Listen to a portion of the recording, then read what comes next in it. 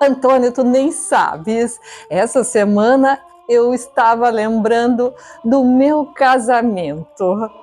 Estava vendo algumas fotografias. Pois é, e no outro episódio, nós vimos assim que os Guarani pré-reducionais possuíam um casamento assim muito diferente dos cristãos. E hoje nós veremos sobre o casamento religioso dos indígenas nas missões jesuíticas. Antônio, o que você tem a nos dizer sobre isso? Professora Matilde, como era de se esperar, os missionários jesuítas deram um grande destaque ao sacramento do matrimônio cristão, seguindo a tradição católica, mas também como forma de controlar a sexualidade indígena.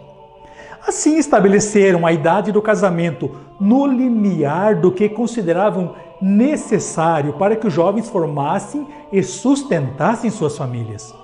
O casamento nas reduções acontecia aproximadamente aos 17 anos para os rapazes e aos 15 anos para as moças. Embora acontecendo bastante cedo, o casamento poderia ser antecipado em casos de gravidez ou de haver riscos de incontinência sexual do casal.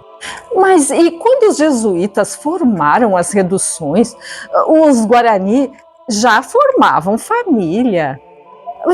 Então, essas uniões anteriores à chegada dos missionários foram desfeitas? Matilde, na chegada às terras indígenas, os missionários perceberam, como já vimos em outro episódio, casos em que as lideranças possuíam mais de uma esposa, além do que as uniões matrimoniais entre homens e mulheres nem sempre eram perenes ou duradouras, podendo tanto homens quanto mulheres abandonar seus casamentos e construir novas uniões.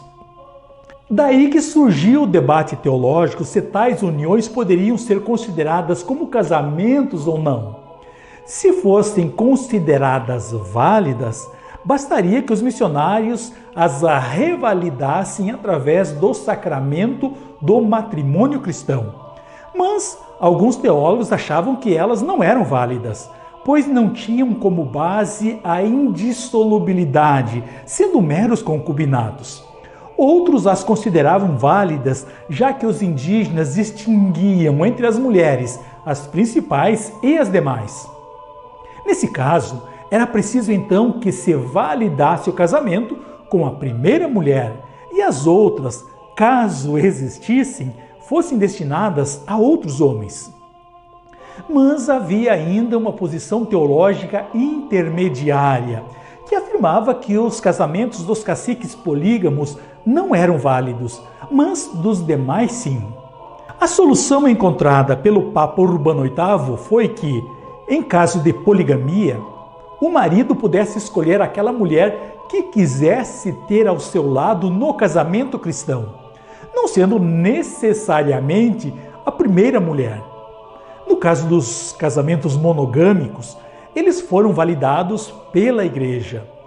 Mas no início do projeto reducional, o próprio Padre Montoya registrou que os missionários evitavam tocar no sexto mandamento para não tornar o cristianismo odioso entre os indígenas. Mas e como era essa cerimônia dos casamentos numa redução? Aí fiquei curiosa. Prof. Tilde, mesmo que possa haver diferença entre uma redução e outra ao longo do tempo, eu trago o relato do padre Antônio Sepe sobre o assunto, abre aspas.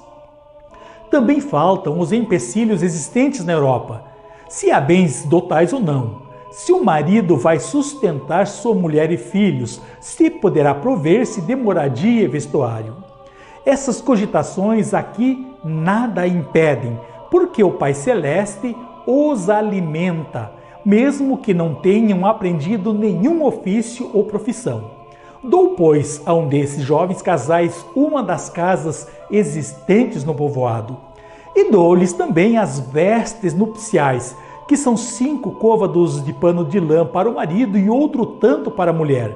Cama, ou seja, um couro de boi também não falta, para ser estendido sobre o chão raso.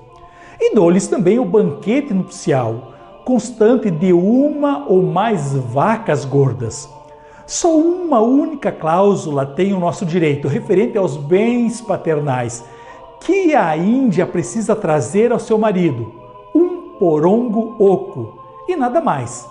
Aliás, nesse porongo prende-se a condição de que nele a mulher precisa ir buscar a água do rio ao seu marido. Em compensação, é o homem obrigado a trazer a lenha para a cozinha.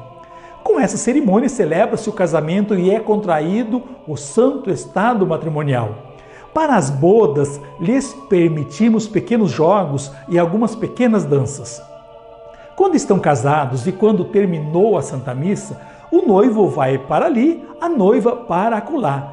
E quando tudo termina bem, fazem ao meio-dia o primeiro jantar juntos e convidam eventualmente ainda o pai e a mãe da noiva, todos comendo da vaca que lhes dou e do pouco de sal, de 1 ou 2 pães, um pouquinho de mel, com que se banqueteiam e vivem regaladamente. Deve-se notar ainda o seguinte: quando os indígenas querem contrair matrimônio, não é o homem que vai pedir a mão da mulher, mas ao contrário, é a mulher que precisa pedir o marido para o santo matrimônio. Vindo, pois, uma moça ter comigo, dizendo: pai, eu quisera contrair matrimônio com esse ou aquele, se tu concordas. Convido depois o rapaz a ter comigo e lhe digo: essa, meu filho, pretende casar-se contigo, concordas? Se disser sim, e quase sempre dizem sim, nada mais é necessário e está tudo certo. Fecha aspas. Esse relato do Padre Sepe é muito parecido com o relato feito pelo Padre Cardiel, quem escreveu que as cerimônias de casamento eram coletivas, pois sendo povoados grandes e havendo apenas uma paróquia, não haveria dias festivos suficientes para que fossem feitas as 3 admoestações exigidas pelo ritual, que aconteceria ao longo de 3 dias seguidos. A cerimônia começava com a leitura para todo o povo dos impedimentos do matrimônio e apresentava-se a lista dos que desejavam casar. Na igreja, chamavam-se um a um os noivos de ambos os sexos e em seguida era perguntado a cada um se aceitavam o casamento de livre e espontânea vontade ou se estavam sendo forçados pelos pais, pelo cacique ou por outra pessoa. Perguntava-se também se haviam refletido bem sobre o que estavam fazendo, sendo que raramente acontecia de não aparecer 1 ou 2 dizendo que foram forçados e que não desejavam casar-se com quem havia sido designado na lista. Observando não haver impedimentos, os noivos se alinhavam diante das portas da igreja, seguindo a ordem da lista feita pelo secretário principal. Depois o padre saía com ricos ornamentos, acompanhado pelos acólitos que levavam a cruz, caldeirinha e sope de prata, e uma rica bandeja com os anéis, e 13 reais de prata que serviriam como arras do noivo à noiva. O padre tomava o consentimento mútuo de cada casal, os aspergia com água benta e entregava os anéis e os 13 reais de prata. Na sequência, esses itens eram devolvidos ao padre para que entregasse simbolicamente aos demais noivos. Após isso, acontecia a missa, os demais ritos e, ao final, festas no povoado. Espero que tenhas gostado do assunto tratado nesse episódio. Ai, sabe, Antônio, olha, cada vez mais eu me surpreendo com esses novos episódios que estão aparecendo dessa série. Ai, muito bacana mesmo. Até o próximo Água de EVT. Obrigado.